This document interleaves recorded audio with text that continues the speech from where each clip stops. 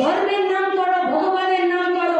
আজ সকালে যে বাড়িতে ভাত খেয়ে এসেছি সেই বাড়িতেও আমার মা সকালবেলা ফুল তুলে নিয়ে পুজো করেছে, কপালে টিপ দিয়েছে। আর এখানে অনেক মায়েরা এসেছে দুপুরের নামাজ আদা করে।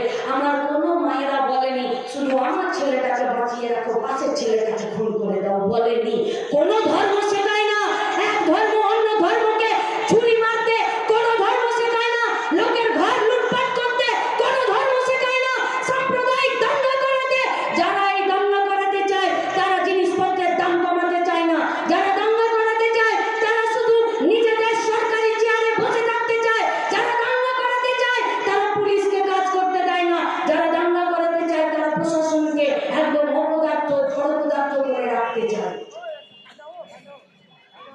क्या बोलते चाहे जाने, वो लोग सिर्फ मंदिर और मस्जिद को अटैक नहीं करता है, वो लोग संविधान को भी अटैक करता है। क्यों? কারণ সংবিধানে লিখে আছে আমরা সবাই সমান, আর এই সবাই সমানটাকে ওরা পছন্দ করে না।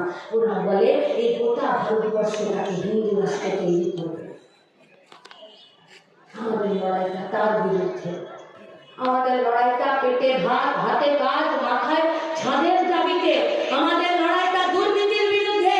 তাই যারা এখনো ভেবেছেন যে এই দুর্নীতি আর দুষ্কৃতি আছে তৃণমূলকে জব্দ করতে গেলে বিজেপিটা ঠিক, তাদের কাছে আমাদের একটাই কথা, आरजीकर के बाद अगर आपको पता चलता है कि सीबीआई इस केस को भी बीच रास्ते में छोड़ दिया है, तो आप लोगों के पास हम लोगों का ये वादा रहा, केसটা ঝুলিয়ে দিতে পারেন, ফাইলটাকে কিছুদিন ঝুলো জমতে পারে।